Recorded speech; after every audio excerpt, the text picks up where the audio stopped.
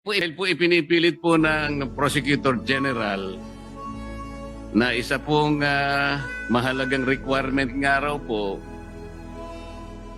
ng restitution para po ang isang aplikante ay maproseso. Ako po talaga ay hindi papayag doon kahit saan tayo makarating, Mr. President. Sapagkat ako po bilang isang abogado, naiintindihan ko po yung batas. Hindi po ako ang pinakamagaling na abogado. Siguro po ako'y karaniwan lang abogado. Ngunit, sa akin pong pagkakaalam, kapag hindi po nakalagay sa batas, huwag po nating ipipilit. Kahit ano po ang sabihin ninyo, General Prosecutor Padulyon, hindi po niyo ako mapapaniwala. Gusto ba ni General Secretary Padulyon, Mr. President, babasahin ko sa kanya lahat ng indispensable requirements and even the additional requirements kung paano po mapoproseso ang aplikasyon?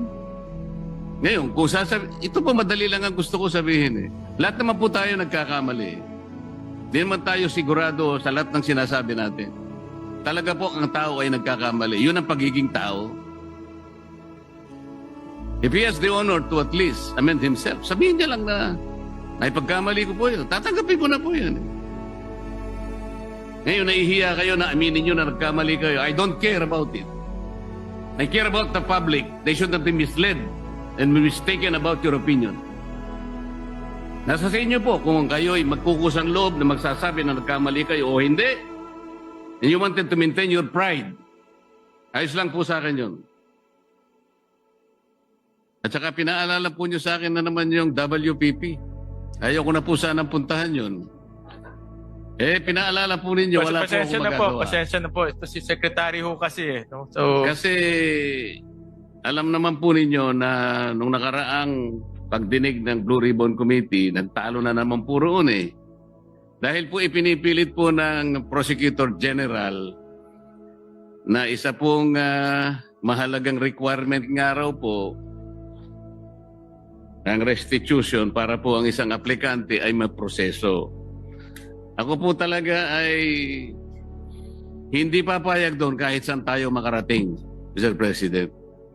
Sapagkat ako po bilang isang abogado, naiintindihan ko po yung batas.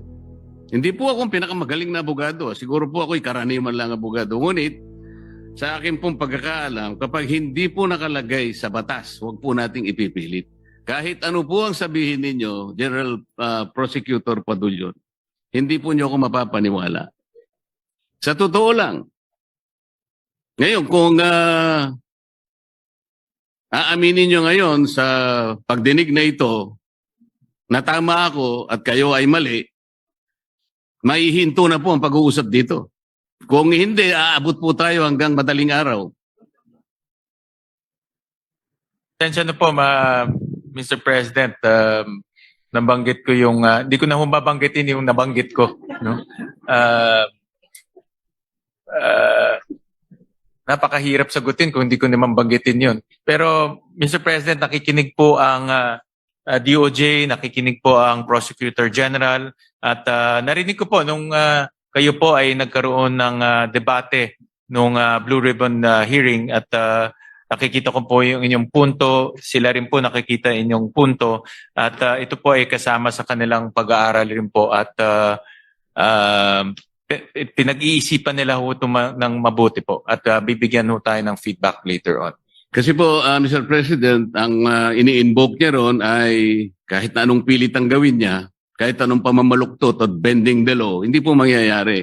Ang sinasabi po niya is Section 7 po ng Republic Act 6981. Ang sinasabi po roon, confidentiality of proceedings. Kasi tinatanong ko po nung panahon na yun, Mr. President, dahil nga pinipilit niya yung restitution, naalala ko, yung si Yusek Bernardo ay nabigyan ng temporary or provisional admission. So tinanong ko sa kanya, so nag-restitute ba ito? Ang sinasabi niya, ay confidential po yun. Saan ka naman nakakita ng sagot na gano'n? Hindi po pwede yun. Gusto ba ni General Secretary Padulyon, Mr. President, babasahin ko sa kanya lahat ng indispensable requirements and even the additional requirements kung paano po mapoproseso ang aplikasyon. Ngayon, kung ito po madali lang ang gusto ko sabihin eh. Lahat naman po tayo nagkakamali eh. Hindi naman tayo sigurado sa lahat ng sinasabi natin. Talaga po ang tao ay nagkakamali. Yun ang pagiging tao. If he has the honor to at least amend himself, sabihin niya lang na naipagkamali ko po yun. Tatanggapin ko na po yun. Hihinto na po ako rito. At hindi na natin pag-uusapan ng WPP kahit kailan. Well, Mr. President, alam ko naman po yung stance ng ating kasamang Senator Marcoleta at narinig ko nga yung inyong debate ng Blue Ribbon hearing. Very clear naman po sa akin ng inyong position. Nasabi po ni Prosecutor General yung position ng ehensya at para sa akin very clear rin, may basehan rin. At pero tingin ko baka mahirap ma-resolve ba ito ngayon dito, no? Kasi this is a difference of opinion and understanding. Ang suggestion ko ho ay bigyan ho natin ng panahon ang DOJ na pag-isipan mabuti ito, magmuni-muni. Nakikita ko naman ho pag sila ho pinag-iisip man, nagmuni-muni, bumabalik ho sila dito para magbigay ho ng kanilang komento o ideya. At hindi inaamin rin ho nila yung kanilang pag-a-adjust. No? For example nga, itong confidential funds, nung bumalik secretary, sabi niya nagkamali sila at kailangan itong pondo. So nakita ko naman yung ganun nilang ugali at hindi naman ho sila maninindigan kung mali ho talaga o talagang hindi tama po yung kanilang ginawa. No? At hayaan na lang ho natin bumalik ho sila sa kanilang dito po sa issue na ito. Ang DOJ po, Mr. President, is the government's principal law agency.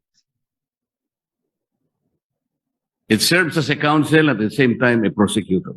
Napaka-importante po nun eh. Ngayon, ang ating Prosecutor General will offer an opinion. His opinion will not even matter. We talk about the clear and unmistakable provision of the law. Wala pong sinasabing restitution. Para mag-invento po kayo ng restitution is a requirement under a memorandum or blah, blah, blah. Hindi po pwede yun. Because as a lawyer, we always say, the spring cannot rise higher than its source. The very source, Mr. President, is the law itself. Hindi po pwedeng memorandum o opinion ninyo mangingibabaw sa batas. Ngayon, nahihiya kayo na aminin nyo na nagkamali kayo. I don't care about it. I care about the public. They should not be misled and mistaken about your opinion. Nasa sa inyo po kung kayo ay magkukusang loob na magsasabi na nagkamali kayo o hindi. And you wanted to maintain your pride. Ayos lang po sa akin yun. Maraming salamat po, Madam President.